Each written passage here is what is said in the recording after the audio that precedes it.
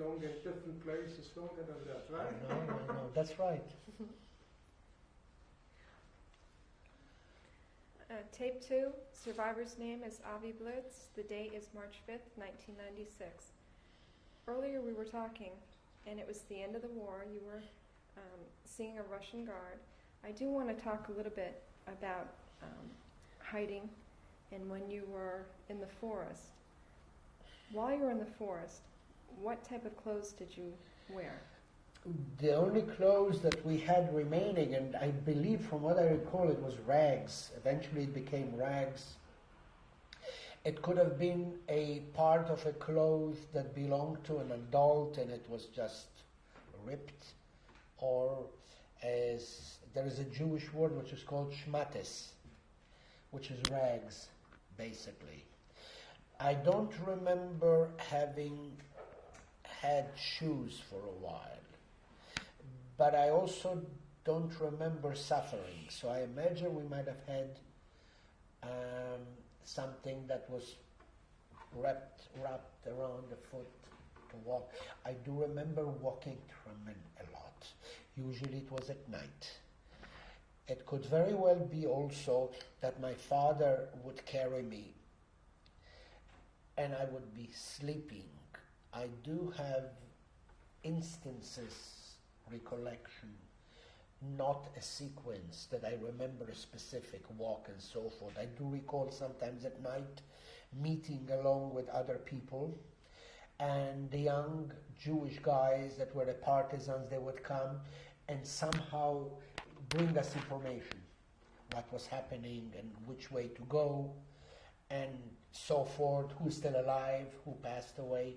I do remember an instant where there was a Jewish person that came with us, and he wasn't often with us, but he came to be with us, and another person took him away, and the next thing was a shot. I do recall that shot, and nothing was made of it for a long time, for the longest time. I later found out that this person was, his family was being held. They lived in town somehow, and he was forced, so his family will not be hurt, to tell the Germans where other Jews were. On that pretendence, he would remain, his family would remain intact, and he was kind of kept alive. I do recall later on that made sense. He came to the forest, the people were scared that he will go back. So an individual of the group killed him. I also know that the person that killed him was his friend. That's what I was told by my father. There is a society in Queens, New York, that meets 3 times a year. And there is a period of time where my father would tell me stories about the survivors and who did what. For the longest time I didn't want to join with my sister, but later on, to please my father, we did join, and I did learn a lot of things that I didn't have any connections with, that my father would tell me stories. Now, another situation, what happened was that while the Germans were looking for us, they were also assisted by people that knew the forests. So it almost became impossible to hide. I imagine today, for 16 months, to live like that, and to me, most of it is a blank. I do know that my parents told me that for the longest time afterwards, my sister and I will not open our mouth. We wouldn't say a word. These are some of the other things that I can remember as a result of that period of time. I do remember my father constantly soothing me with telling me. I do also remember the incident that I mentioned where that my father's friend that he was hitting the woman that was his wife. When I saw it, my father must have looked at me, and he came to me and said, "You see, they're only hungry. They don't have food. That's what they are, like that." I do remember that incident. Do you remember what kind of food you ate? It was potatoes, raw. It was left over from the fields that they would go at night and they'll pick up. Very rarely on occasion, when it was summer, I do remember eating wild berries. That were growing in the middle of the forest somewhere. I do recall that. I do remember my father having a terrific spirit. It didn't have an effect on me maybe years later, that I recall certain incidents, that he had a good way of soothing and making it appear bearable. While your father had that soothing effect, what personality did your mother have? I much don't remember. She was a kind of a gutsy individual. I don't remember her talking a lot at the time. I do imagine her having the responsibility for both of us.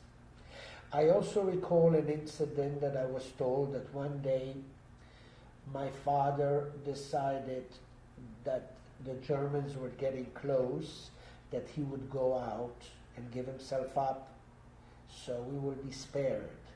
He tells me that one of the rare times that I spoke and I told him, "Don't go, stay with me." Because I saw him at night when he would go, would be usually to look for food and so forth. That was daytime.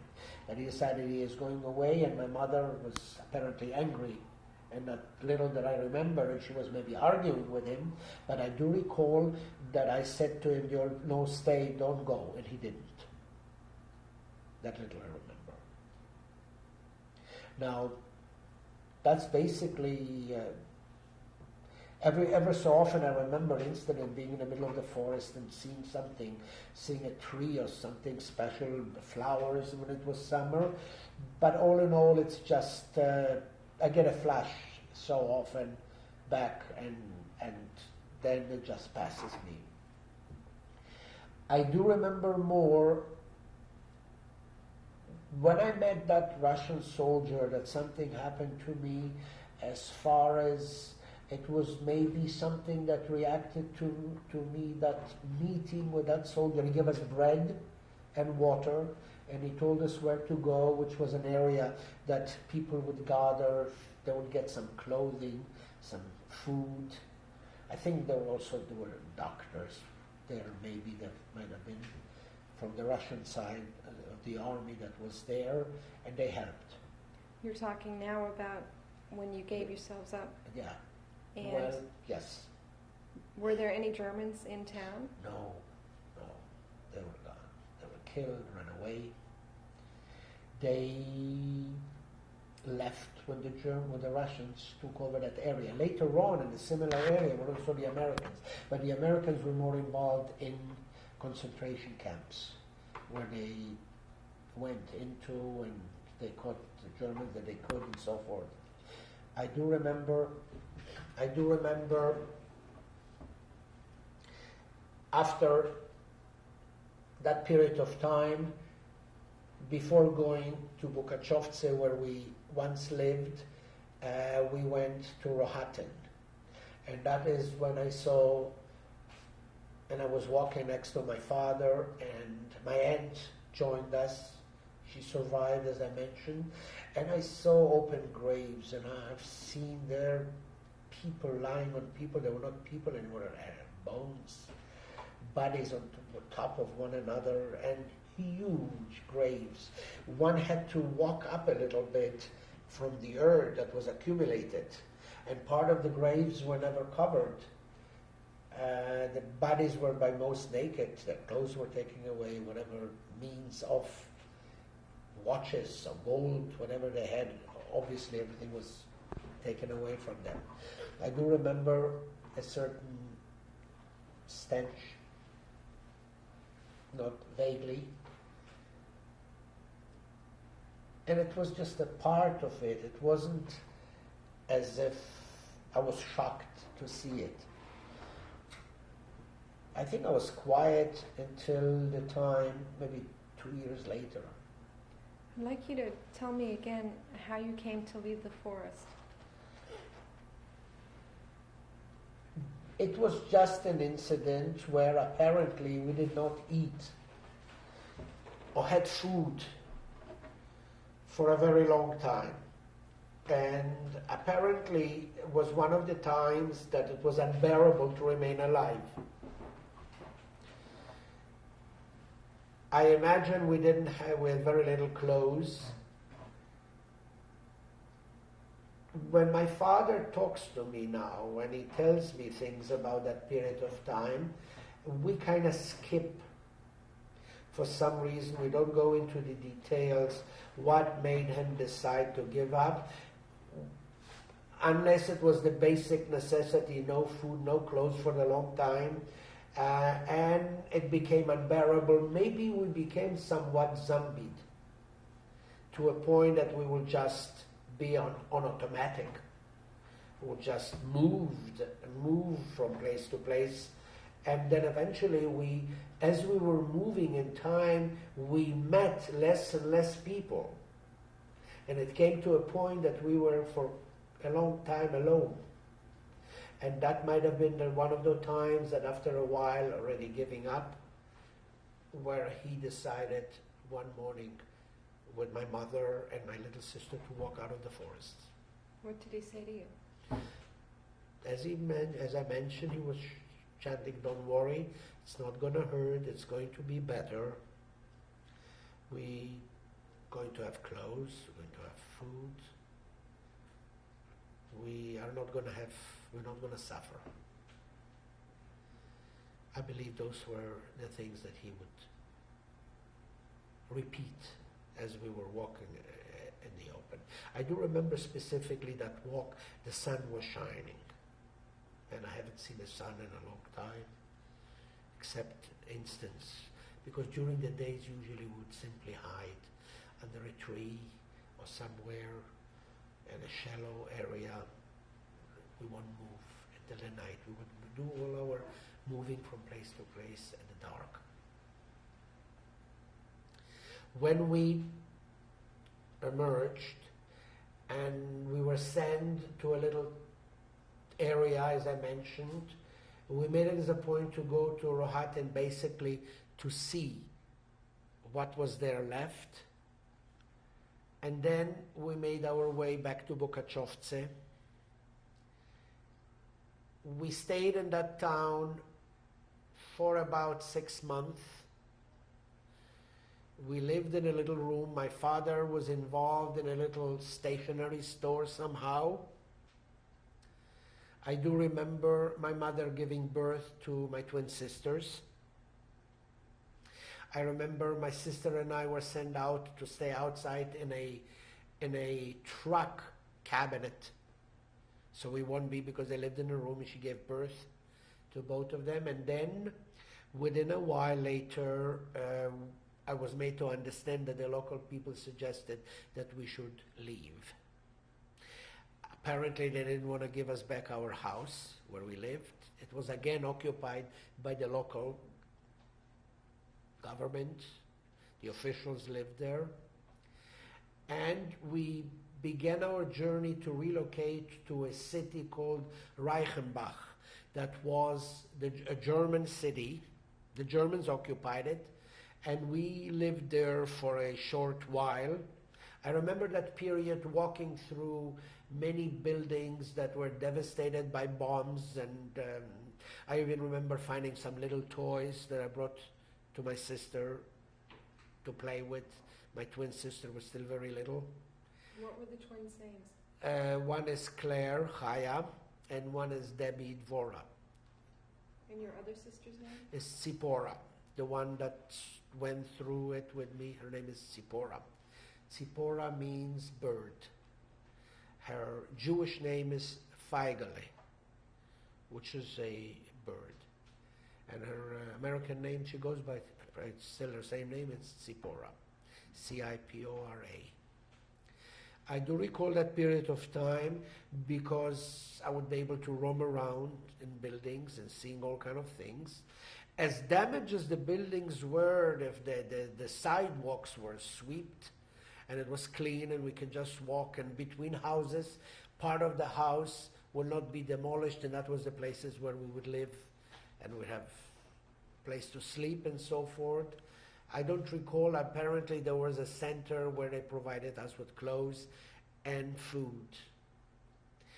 We wanted, our intention were to immigrate to the United States.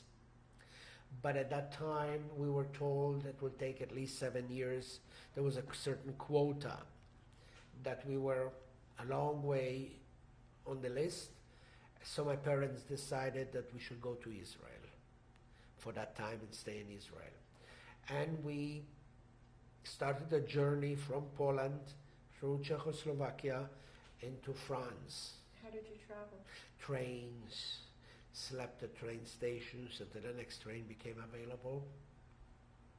At that time, when we arrived to France, my mother's sister, younger sister, joined us with her husband and the brother of the husband, who assisted us in locating into a hotel. I remember a specific time in Paris, the hotels would not allow children in, and my uncle and his brother had to take the twins to hide them under a coat quietly while we were checking in with the concierge, and brought them up to the room, and my sister stayed 3 months in that hotel without getting out. I am told that that room looked like a war zone when we left. The carpet was unbelievable to change, but it was happy times. That was the first time I've ever seen an orange. Somebody brought us an orange and told us that's what grows in Israel. And I do recall we had to travel. I would go with my father to collect with mestings, which were kind of a metal dishes that was covered to get food and to bring it back. And there was a center where this food was given to people. Eventually we made our way to Marseille, stayed at the center where all those survivors stayed, and we made our way to Israel on a ship from Marseille, a Romanian ship. We went to Israel. We were lucky at a time in 1947 we were legally going to Israel, because most of the ships that would go to Israel would be turned back. What do you remember of the ship ride? What do I remember about the ship? I remember it very well. That period I remember well. We were in a cabin of 8.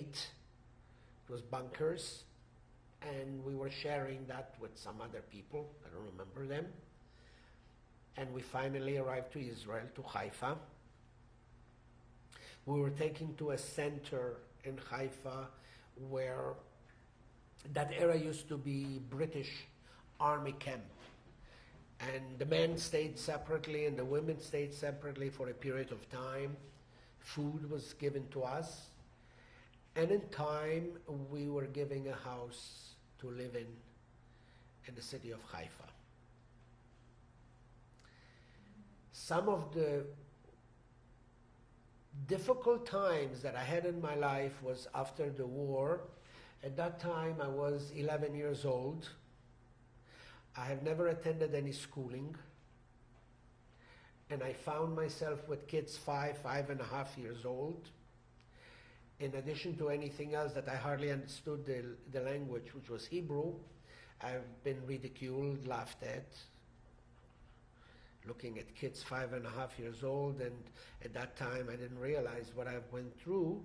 It was quite a difficult experience. And I think to this day I never caught up.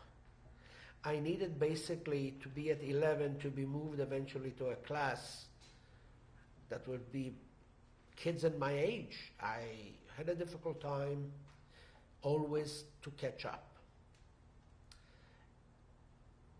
Most of my life's education, I feel I got as a street smart.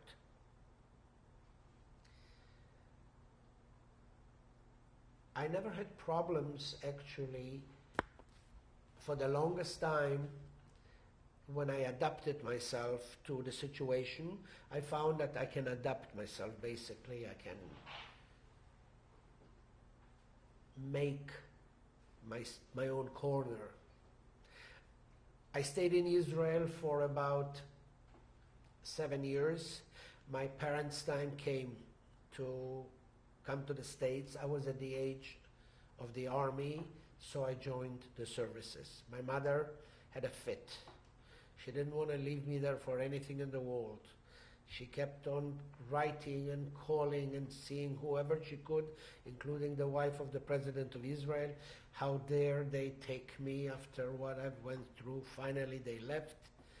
I stayed as a soldier, and I had wonderful memories. I participated in some of the activities as far as war is concerned in 1957. I had some friends of mine that were killed next to me. When I ended the services, I eventually joined my family in New York at a time, and that was in 1958.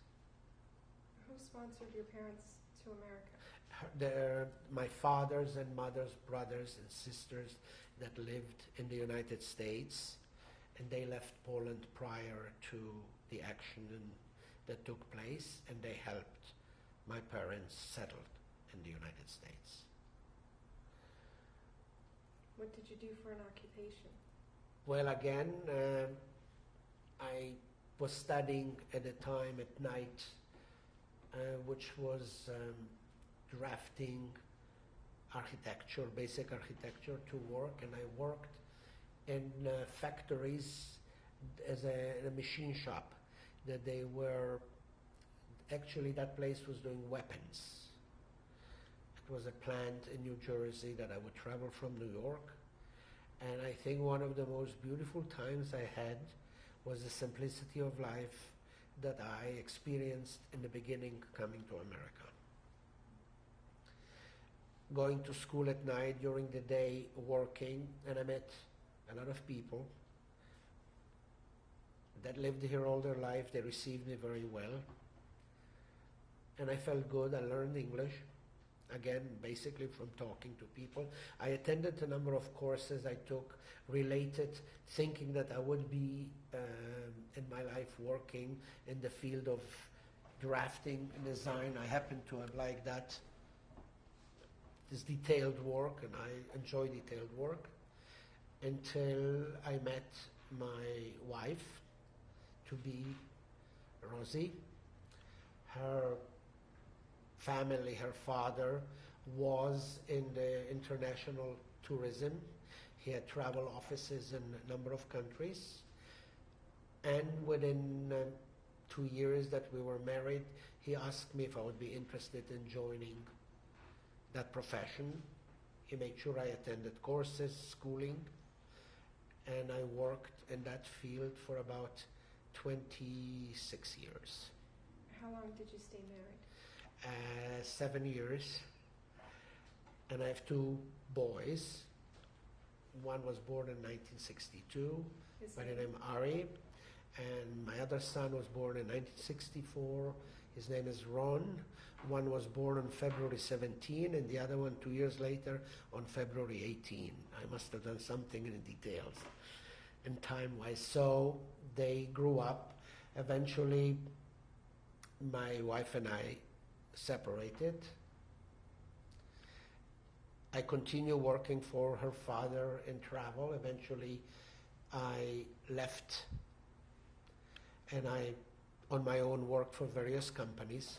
Did you remarry? In that field. I remarried my second wife, and we traveled together, and she worked in the same field. Eventually, she joined the airline, so that enabled us to travel often. What was her name? Sylvia. And she still works for the same airline, which is El Al, in New York. I enjoyed that period of time. It was a tremendous learning period. I got to see the world. I visited countries that I never imagined ever seeing.